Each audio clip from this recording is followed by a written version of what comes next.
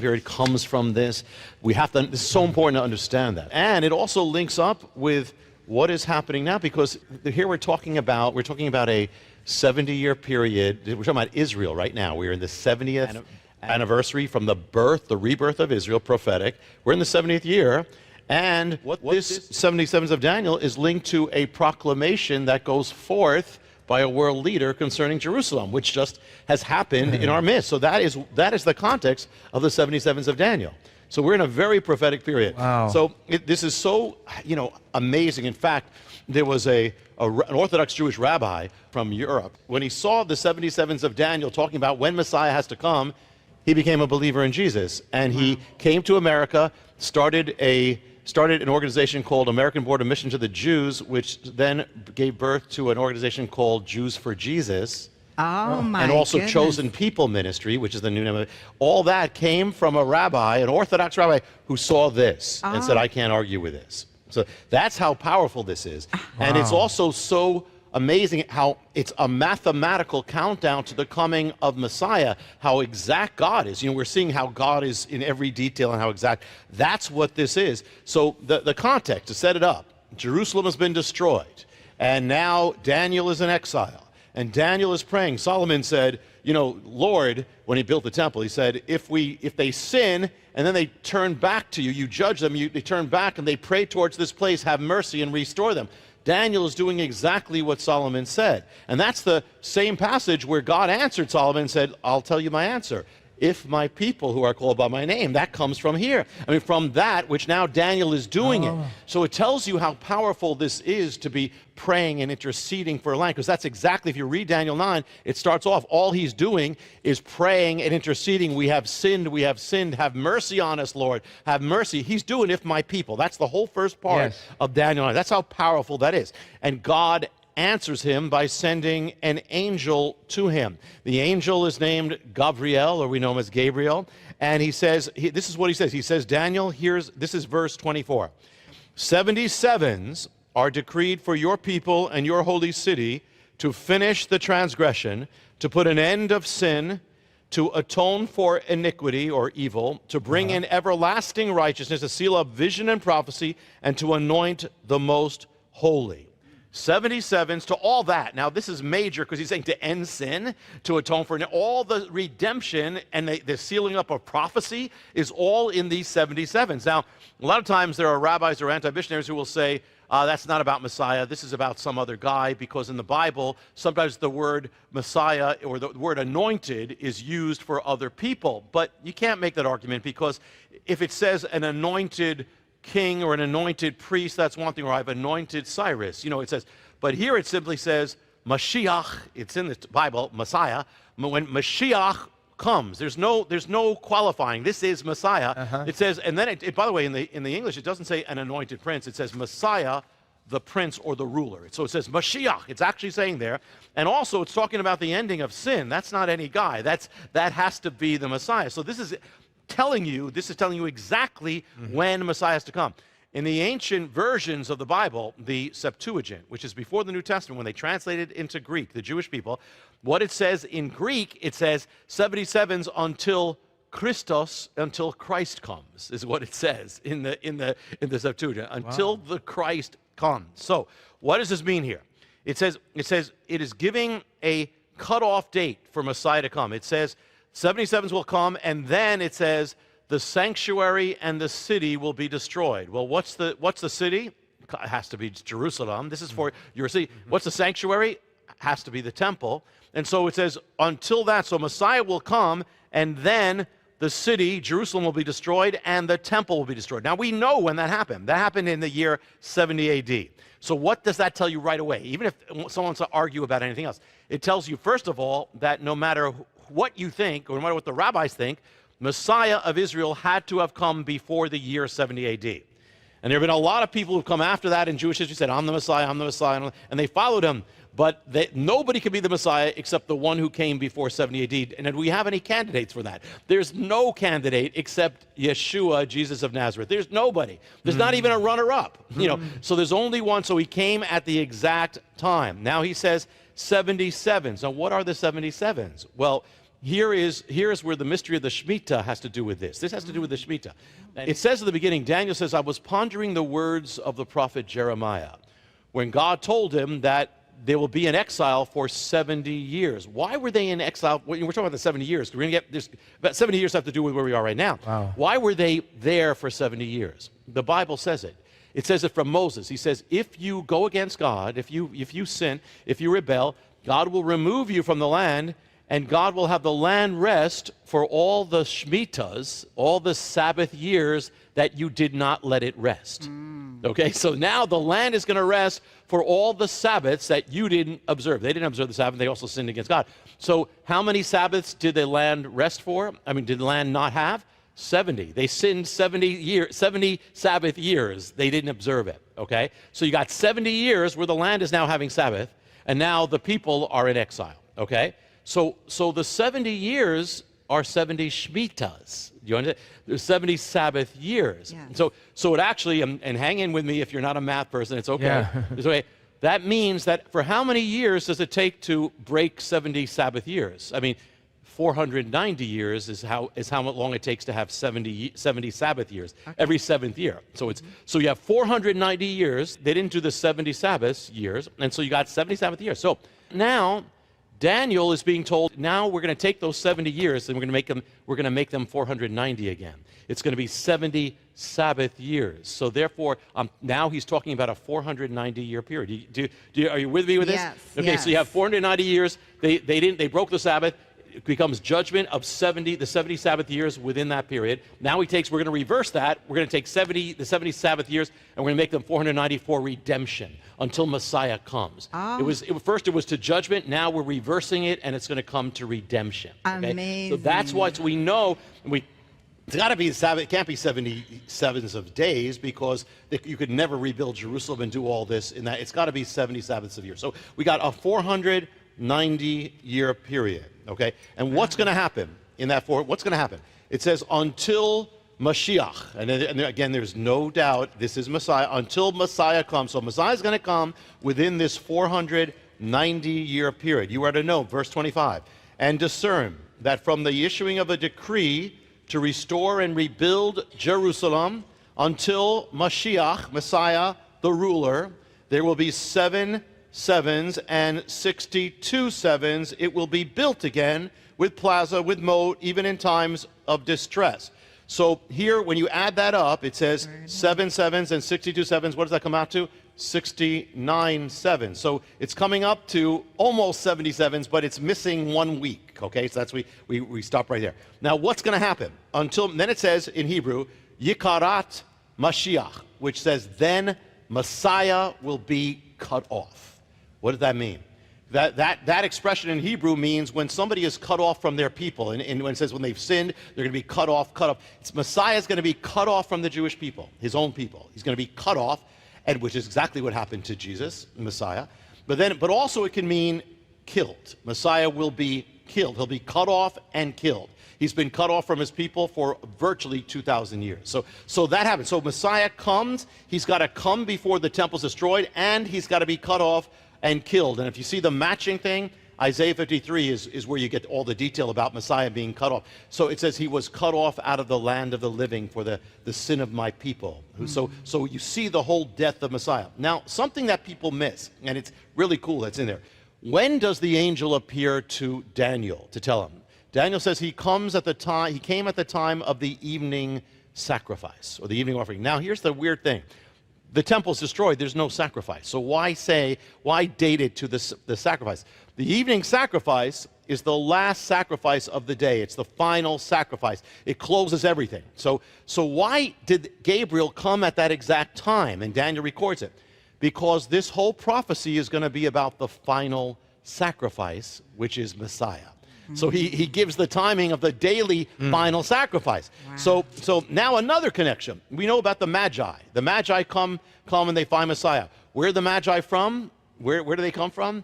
They come from Persia. They are Iranians. They loved Israel back then. So they are Persian. And so how did the Magi know to come at that time? They said, well, they saw the star. Okay, you can go through that. They saw a star linked to Judah, linked to a king. Okay, but still, you need a lot to, when do you know to go that this is the time for the birth of the Messiah? How do they know that? Well, here's a fascinating thing. Daniel, in the Bible, it says that Daniel was made the chief of the wise men, in the Hebrew, the Mag, or the Magi. Oh, Daniel, my goodness. Daniel, the one who got the exact countdown to the timing of when he's going to come, got the vision, got the timing when he was in Persia, Babylon, and undoubtedly he would have recorded it. He did. Undoubtedly the people around him would have known it, which would have also included the Magi. And so they would have the countdown to know about, well, he's got to come around this time. So amazing link to this whole thing. Now in going, when does this countdown begin? In order to know when he's coming, you got to know when it starts. Well, it says when the proclamation, and we are relating to it in 2017, a proclamation by a world leader concerning Jerusalem and the rebuilding of Jerusalem. So when was it? Well, there's one done by Cyrus, and then there's another one, but it says when it'll be rebuilt with wall and all these things. Well, the fullest proclamation that has the rebuilding of not just the beginning of the temple, but the wall and all that, was done by a Persian king named Artaxerxes. And when you take the date of when he made that proclamation, here's what's going to happen. It's going to come out, it's 457 BC. So if we start the clock, start the timer right there, put in the 77s of Daniel, it's going to lead you to about the year 27 AD. Okay, now why is that important? Because if you put all the calculations together, and most everything points to this, the New Testament and other things, Messiah would have first come to Jerusalem in 27 AD. Oh, the exact countdown.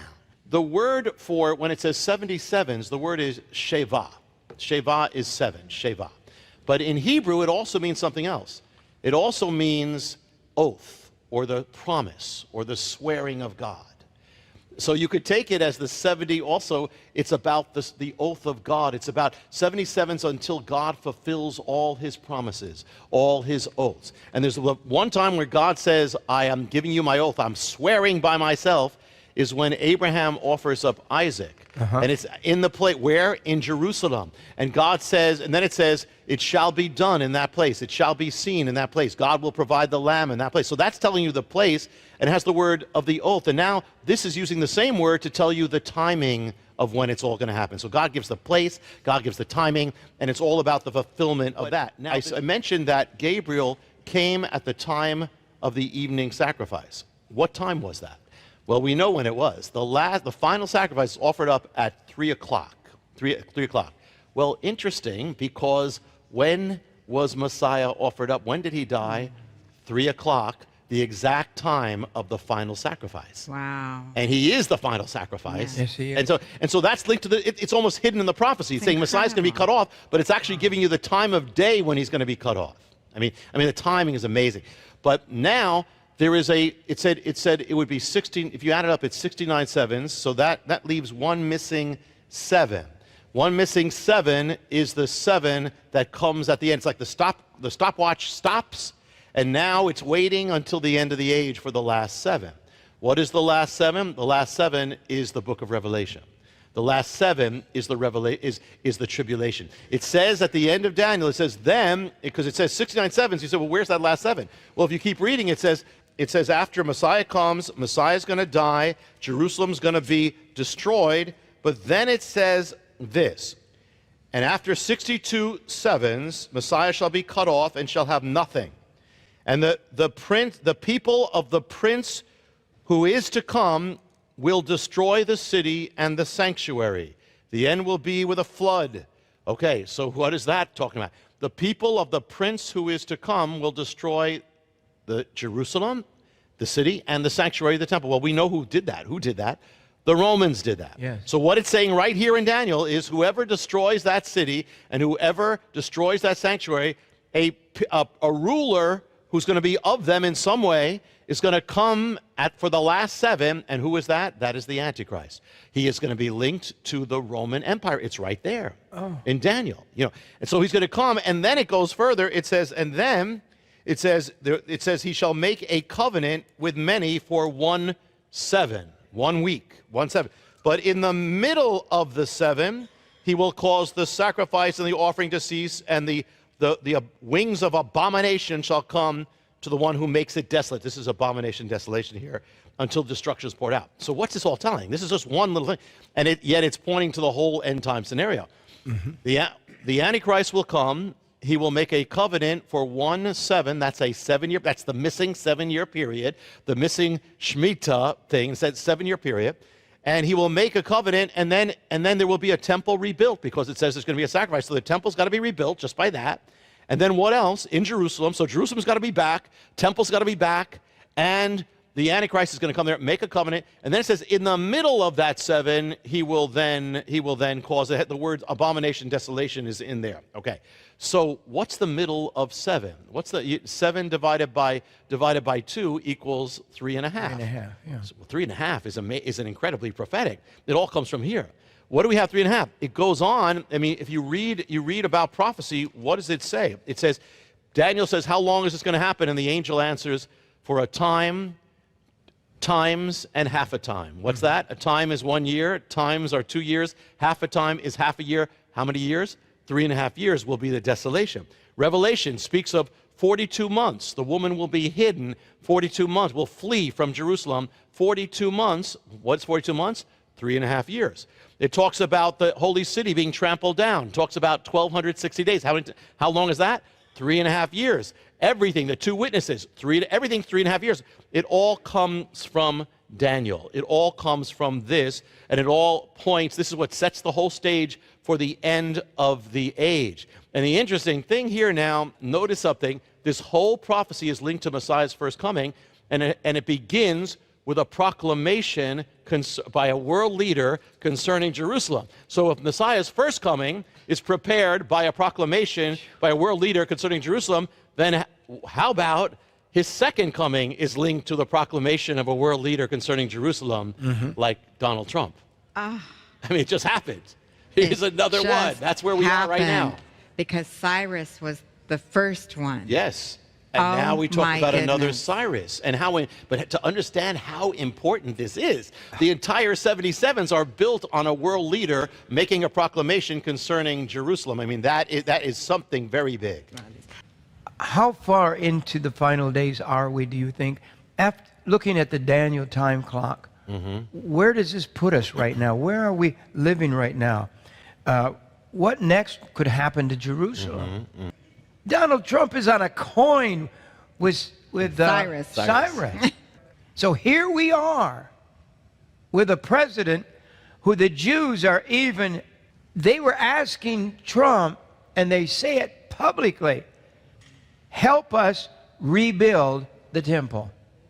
How fast could the temple actually be rebuilt with the way we can build today and with what they have prepared already? Still, God has to do a major thing to clear that, to make that happen on the mount. But he's done everything else. He can do it. Yeah, he can trump everything in a moment. That's right. So the thing is that in the time of Messiah, the temple took a long time, but we have ways of doing it faster. Of course, God can do it however in His moment. And we're speaking about Trump, and I'm going to say some things about him. You mentioned how he may not even know, and I'm sure he's heard things, but we don't know how much he understands about what's happening, how he's being used. But Cyrus, we don't know that he knew the reason for it. And Jehu, these are all vessels, okay? And he does. We mentioned on another program how with Jehu, he had the prophet pray over him and basically anoint him.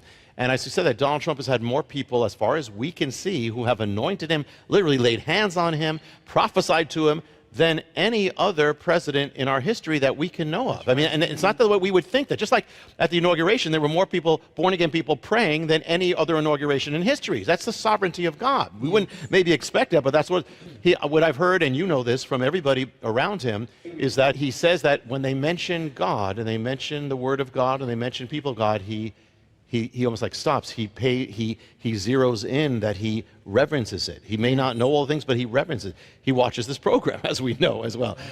So that's all that we need is a sovereign God, and God will do his purpose. So Jerusalem is really, for some reason, it's the apple of God's eye somehow. Yeah. It's God's, and God's city. And we talk about timepieces. The Jewish people are his timepiece. Jerusalem is the place that is his timepiece too. When Jerusalem is back, when it's alive, when it's there, God's purposes are moving. When it's gone, there's a hold on his prophetic purposes. Jerusalem has been gone basically for 2,000 years since it was destroyed. When Jesus prophesied, it was destroyed. So it's like so that stops. The clock stops. And God is still doing a whole nother work, but his prophetic thing for the end is going to hold until Jerusalem comes back. Okay, let's go on Yeah. with part 2 of today's study of what does the Bible say will happen in Jerusalem in the end time. And this goes with what you asked. Zechariah 12 says, in that day, talking about the end times, I will make Jerusalem a cup that sends all the surrounding peoples trembling. Judah, or Israel, will be besieged, under siege, as well as Jerusalem. On that day, when all the nations of the earth are gathered around her, against her, I will make Jerusalem an immovable rock for all nations. Everyone who tries to move them will injure themselves. Everyone who tries. So what's it saying? God is saying in the last days, number one, he's going to bring the Jewish people back to the land of Israel. That's number one. Secondly, he's going to bring them back to Jerusalem. Jerusalem is going to be alive again. Remember, it's been gone for 2,000 years. Most of 2,000 years, it was nothing. I mean, it was Mark Twain went there in the 9th century. He said, it's rags, it's a pauper village, there's nothing. It had a few thousand people at the most, and it was nothing. And so Jerusalem was resurrected, and the Jewish people had to come back, so that's where we are. 1967 has to happen, Six-Day War, for this Zechariah 12 to happen. So then it says, Jerusalem's going to be back with the Jewish people, but then it says that it's going to be the focus of the entire world. Now, again, this is a city of rocks. It's a city you can walk around the old city like in an hour or something. That's how small it is as far as the biblical city.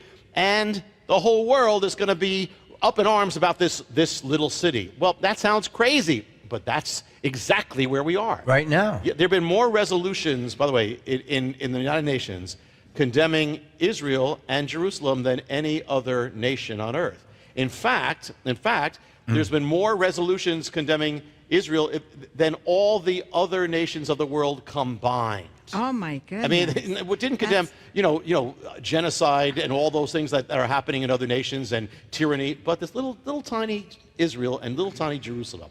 But that's exactly what God says. So with the fact that Jerusalem's in the news again, that it's still there, that's telling us we are approaching that day. And so that the entire world, so right now it says the world, the nations are going to try to move it. Well, we got how do you move a city? I mean, you dig it up. How do you move a city? You move its borders, you move its sovereignty. You say that this is not part of Israel, this is part of another nation. That's how you move it. It's exactly what the nations of the world have been trying to do. They're trying to move Jerusalem. Right. And they just did it. They just, again, 1 week before Trump, 1 week before that declaration, they tried to move Jerusalem and said, this is not Israel, this is Palestinian territory, and Israel has no right over it. That's this. Now, one day, as it's moving, and you can say, well, that's crazy. You think if you weren't alive now, you'd say, why would the whole nation, the whole world come against this little city? But you can see it building. You can see it already coming because you have no nation and no issue of Jerusalem the world is so up in arms against as this issue right now. Right. That's right. I mean, amazing. I mean, where one man says, you know what, Jerusalem's the capital of Israel, and the world explodes. Right, yes. I mean, what is that about? Yeah, what is that? exactly. Now, speaking of that one man, because we've been talking about one man. Yeah. In the Bible, to understand it, God uses the words of a king. He uses the words of kings to confirm his purposes, to establish his purposes, and to unleash his purposes. He uses that again and again. That's what this is about. And he used Cyrus, of course, and this is everything's coming full circle. Cyrus issues a proclamation, a declaration that by which the Jewish people, it unleashes God's purposes. They return to Zion, they return to Jerusalem, and he used the words of other kings to do the same thing, of Persia, and he uses it to confirm something. Well, this is not just once, because at the beginning of last century, or World War I, out of World War I comes the Balfour Declaration. What's the significance? That's when Britain, that was the big power back then, the British Empire, they give a declaration saying that now, because they just got the land back, so the first time in 2,000 years, the land of Israel was in the hands of a people who weren't against the Jewish people. They were friends of the Jewish people. Why? Because there were Christians in Britain, and there had been revival in Britain. That's how important this is. Even I said with a rabbi of Israel have been saying, thank God for the Christians, because this whole thing with Trump wouldn't happen without them. That's true. And so with the Balfour Declaration. Balfour was a Christian. The people around him were Christians. So they knew about prophecy. But so what happened is, they got Jerusalem, but even just as they were getting Jerusalem, they say, now we believe this land should be a homeland for the Jewish people. That's the Balfour Declaration. Once that went, that inaugurates the purposes of God. That more Jewish people are coming back now. Hey, before we were coming back under a Muslim rule, they were never going to do anything, but we were going to, by faith, farm the land. Now we have a promise that one day this will be our homeland. So now they're coming. So the word of the king ushers in, inaugurates, unleashes the next plan of God. That's the significance. Then we have 1948. We're talking about 70 years. 70 years ago, now America is the superpower of the world, emerges from World War II, and you have a man who is now the president who never expected it. They talk about it surprises. He never expected to be president. The guy was a shopkeeper, Harry Truman Center, and then he's just doing his thing. But he read the Bible. He knew from a boy, he knew about the Bible, Baptist, and then all of a sudden Franklin Roosevelt dies just before the end of the war. Now he ends up saying yes to Israel. Okay, so Israel, not only, by the way, Truman was behind the vote in the UN. He was the one getting that vote together as well, and he's the one who then, whatever it was, 11 minutes after midnight when Israel came into existence, America's the first nation on earth to say, we recognize this Jewish nation. So Truman. Later on, the chief rabbi of Israel would come to Truman and say, God put you in your mother's womb for that moment. Amazing. And Truman broke down and wept. Oh, my goodness. And later on, Truman would say, listen to his words. Truman would say, these are the words of Truman. He would say, I am Cyrus. That's shocking. Yeah. And here's another man who had no idea he would be there. And all of a sudden he's there. He didn't realize. And even when he's battling, he had no idea how he's being used in prophecy. And then only at the end, only later on did he realize it. And he broke down more than once over this. This meant everything to him. He realized he was used. It's so amazing, people. It's incredible. God uses the unlikely. I was a little boy when Truman was president. You say in your writings, you say, who was Trump born under then? Okay, here amazing thing. Here, listen what we got here. We have a Cyrus there. Yes. And we have a Cyrus now. We have two Cyruses.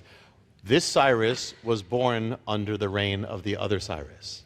Wow. That when Truman had come to power, Trump was born. Now, we've been talking about two different things, and we want to put it totally together. We've been talking about, hey, it's the 70th year anniversary, and then we've been talking about what happened in the 70th year.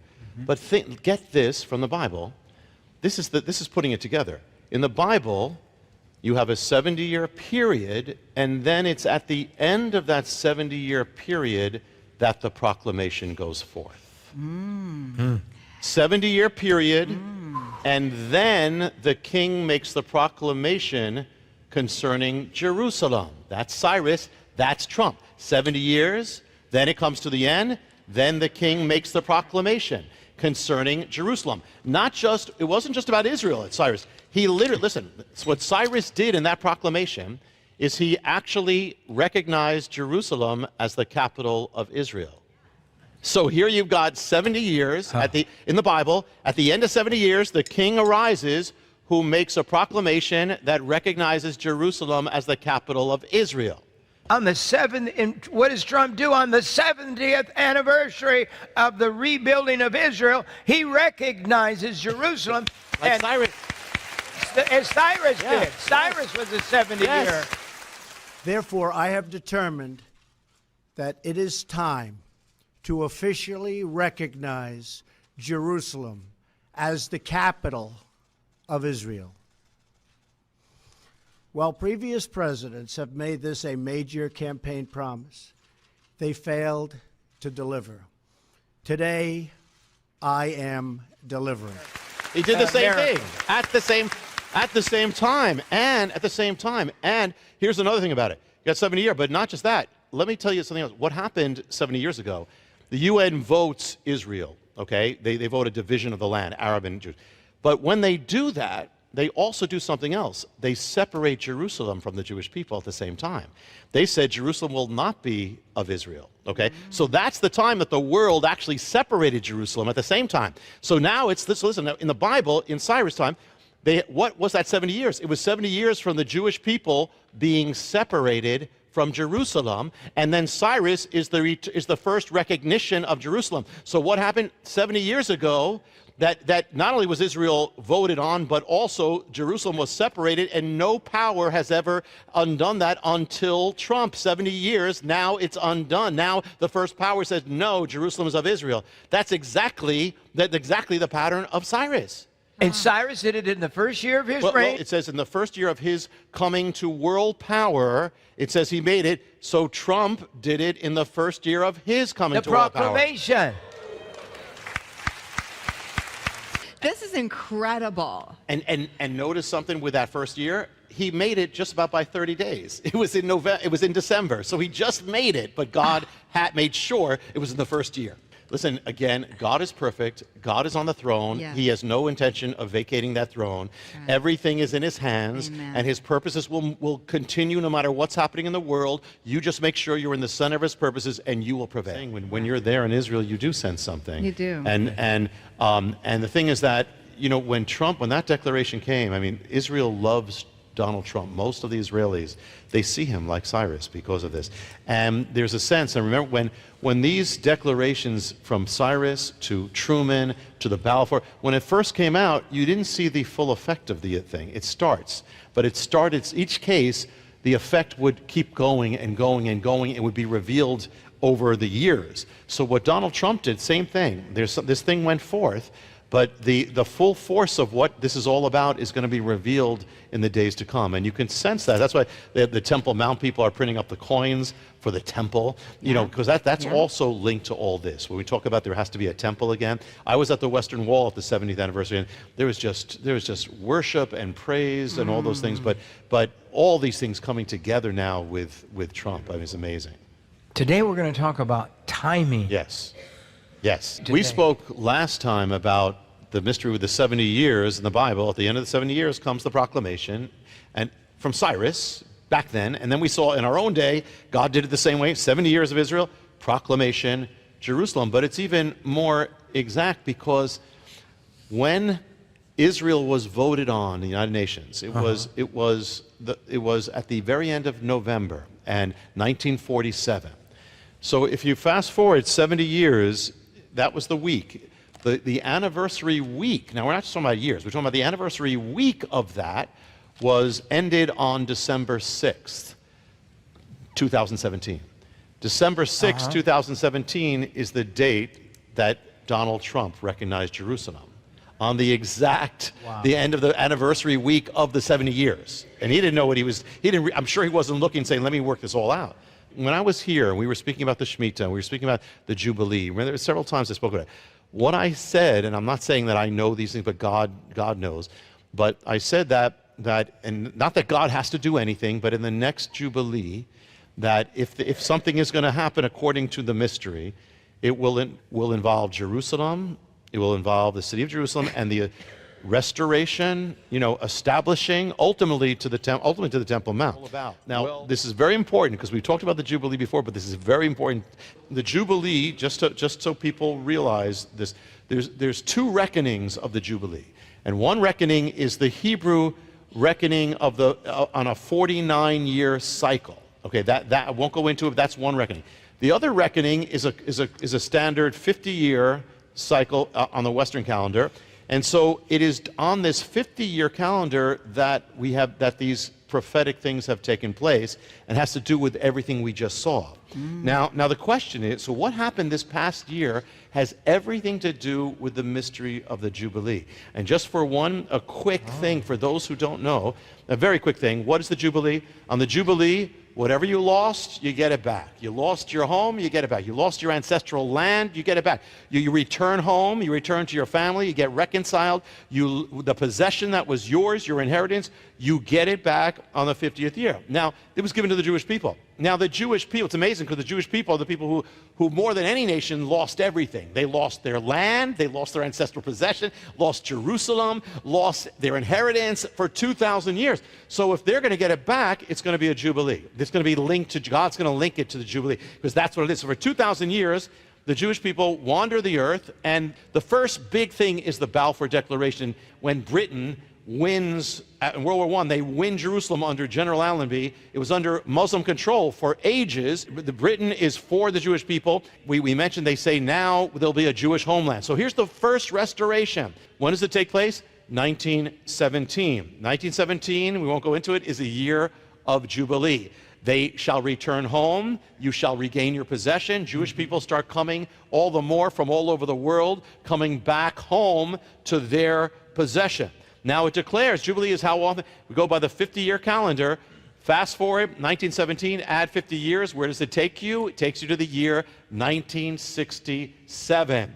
Next Jubilee year, 1967. What did they get? The Jewish people had Israel, but they didn't have the restoration to Jerusalem. It's the ultimate inheritance, which again, we're on the anniversary of it right now. So here, 1967, what happens? The Arab nations around them, we mentioned, they say we're going to now have a war of annihilation, we're going to wipe them out. And so Israel says we got to strike first. They do. 6-day war.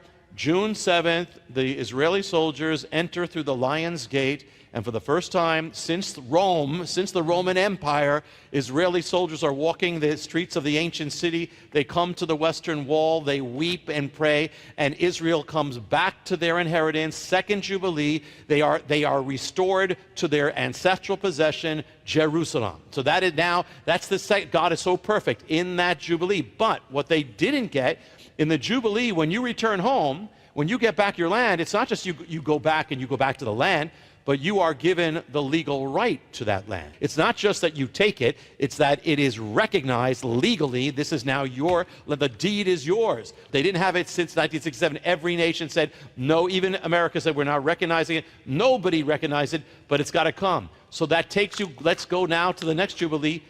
Go 50 years. What year does it take you to? 2017. Jubilee, 2017. What happens in the year of Jubilee? Now, for the first time in 2,000 years, the legal recognition of Jerusalem is given. Restoration to the land. God is so perfect. Yeah. And it not only happened in 2017, it happened within 30 days left. I mean, God just puts it right in there. It happened, it has to happen in that time. Sovereignty, legal status. Not only it was the Jubilee of 1967, okay, it was 50 years after 1967, but it's the double Jubilee of 1917. Okay, in other words, it's the double Jubilee of when Allenby liberated Jerusalem in 1917. It was 1917, but when? It was 1917, December. The declaration came in December, the Jubilee, the double Jubilee, the 100-year anniversary. In fact, the liberation of Jerusalem happened when Allenby liberated it, or when it was liberated, right? It was liberated basically in the beginning, like the first week, around the first week of December. Trump's declaration, first week of December. What happens during the year of Jubilee? You know, this happens in the year of Jubilee. This is the shofar. This is the Jubilee shofar. What happens? The trumpet sounds. It sounds in the year of Jubilee. Now, the prophetic year of Jubilee was 2017. Now, what happened in the year of 2017? That was the year that the president came to power. In the year of Jubilee, the trump begins to sound. Oh, my.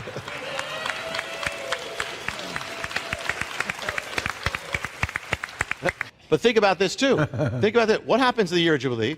When this shofar sounds, the land goes back to the original owner. So the trump sounded, and the land goes back to the original owner. Oh, The trump sounded. it's incredible. When the trump sounds, and he sounded to the world, and when the trump sounds, the original owner gets the legal possession of the land. So Trump sounded, and the land got its legal recognition.